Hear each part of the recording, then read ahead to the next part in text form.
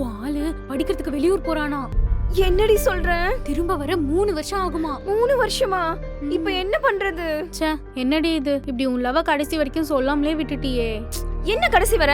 அவன் படிச்சு முடிச்சுட்டு எப்படி ஊருக்குள்ள தானே வருவான். அப்ப நான் எல்லாம் சொல்லிக்கிறேன். புடி புடி இவளே, நீ டிவில படம் எல்லாம் பாக்குறதே இல்லையா?